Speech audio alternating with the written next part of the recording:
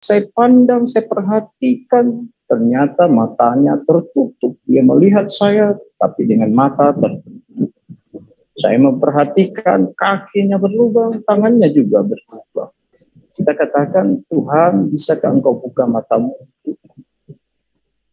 Lalu mata itu terbuka dan saya melihat ada sesuatu yang sangat super luar biasa. Semakin hari semakin bertambah. Gila dan bego, saudara-saudara. Saya seorang muslim yang setia, rajin. Kalau selama bulan Ramadan itu selalu puasa, tidak pernah bolong sehari pun, dan menikah pun secara muslim. Istri saya itu Kristen.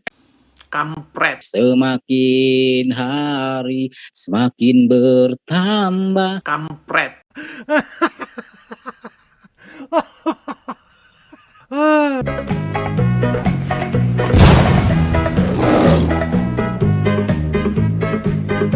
Assalamualaikum warahmatullahi wabarakatuh teman-teman. Jumpa lagi dengan channel Bamtri yang penuh dengan orang-orang misteri di dalam dunia mimpi yang tak terbatas. Kita akan menjelajahi lagi petualangan seorang pahlawan tak terduga, Oten-Oten Ongok Raya. Siap-siap sahabat, karena kali ini Oten-Oten ini sedang berhalusinasi sebaik yang bisa mereka lakukan. Dan ini sangat aneh, lebih aneh daripada cerita kucing dengan topi bermata satu. Semoga Anda semua sudah menyiapkan petai dan jengkol, karena ini adalah perjalanan yang akan membuat mulutmu bau dengan orang-orang yang ceritanya juga bau.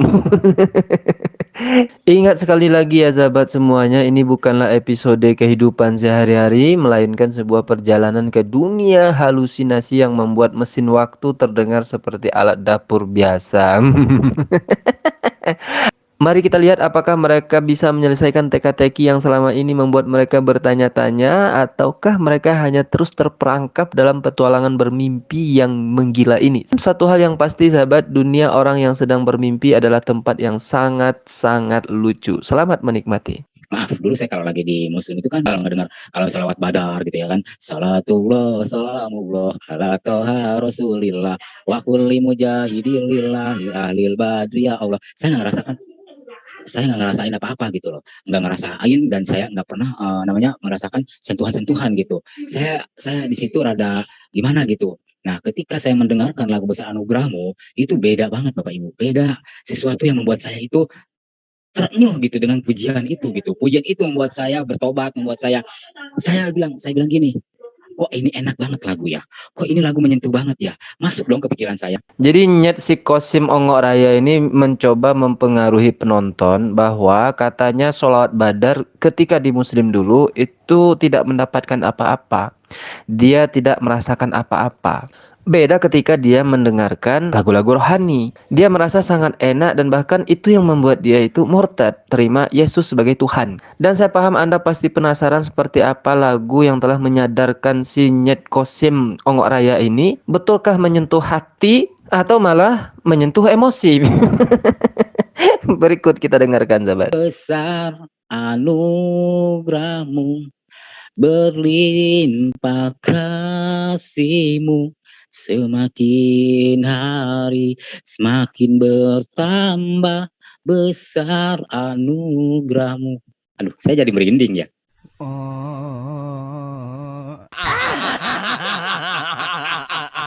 Lagi.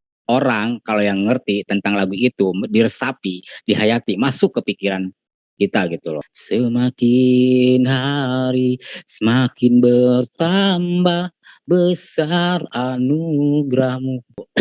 Saya mau nangis.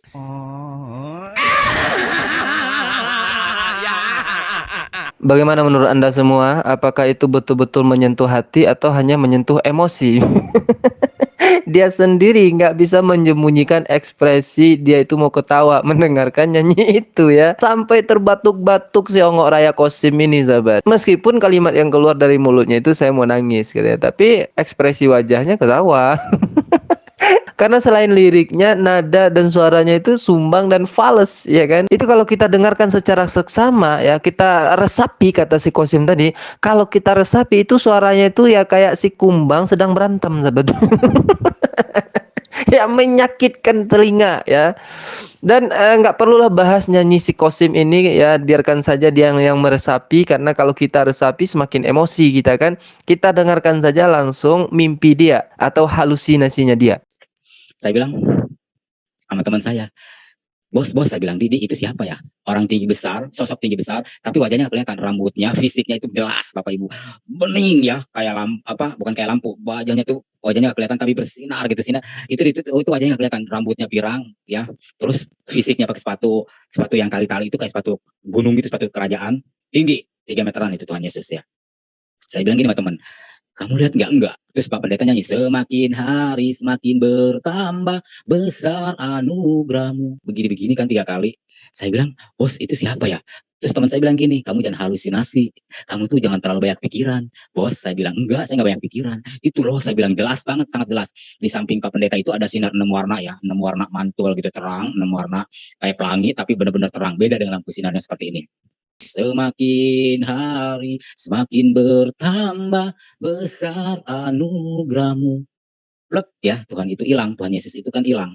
Tingginya 3 meteran Bapak Ibu. Semakin hari semakin bertambah gilamu. Lebih bagusan suara saya ya daripada nyanyi si Kosim tadi. Temannya sendiri bilang, Kosim, stop, berhenti, jangan berhalusinasi.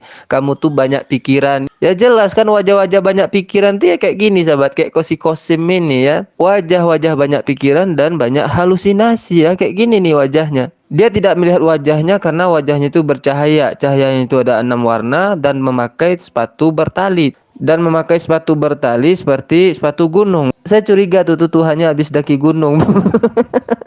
Kecapean, habis pikiran dan berhalusinasi juga.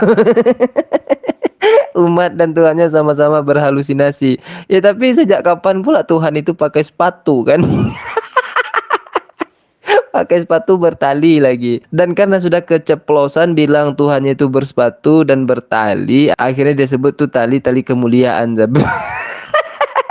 Ditambah embel-embel kemuliaan ya, supaya ada Tuhan-Tuhannya gitu. Astagfirullah. Ada yang lebih koplak lagi sahabat ya, kalau si Kosim ini lihat Tuhannya itu wajahnya bercahaya, pakai tali sepatu, tali kemuliaan. Nah yang ini beda lagi, coba kita dengarkan. Sampai satu ketika dalam keadaan saya sudah tidak bisa berbuat apa-apa, akhirnya tubuh saya menjadi lemas, saya kekurangan cairan dan kekuatan saya hilang, saya tumbang ke belakang. Ya, saya tumbang, jatuh. Ya, mata saya ke atas langit. Tiba-tiba saya tidak pernah berpikir, tidak pernah sadar, langit terbelah. Sosok satu pribadi yang sangat luar biasa, bercahaya, turun dari langit. Pas berdiri di hadapan saya. Saya sendiri tidak paham, tapi tiba-tiba kaki dan lutut saya langsung bertemu di hadapan itu. Ini orang baru pertama datang di hadapan saya, kok lah kaki saya berlutut. Dan saya tidak bisa berbuat apa-apa selain daripada berlutut di hadapan dia dan mengaku dia Tuhan. Saya pandang, saya perhatikan, ternyata matanya tertutup. Dia melihat saya, tapi dengan mata tertutup. Saya memperhatikan kakinya berubah, tangannya juga berubah. Ya, saya sangat perhatikan. Lalu saya mulai berpikir bahwa saya sangat butuh orang ini untuk membantu saya keluar dari problem atau masalah yang saya hadapi. Ya, karena tidak ada lagi orang yang saya lihat kecuali satu pribadi yang luar biasa itu. Lalu dengan rendah hati saya meminta, ya namanya juga kita butuh. Ya. Kita katakan, Tuhan, bisakah Engkau buka matamu? Lalu mata itu terbuka dan saya melihat ada sesuatu yang sangat super luar biasa. Kenapa saya katakan super? Karena ada cahaya yang keluar dari mata, dari sosok pribadi yang luar biasa itu menembus dada saya. Kampret.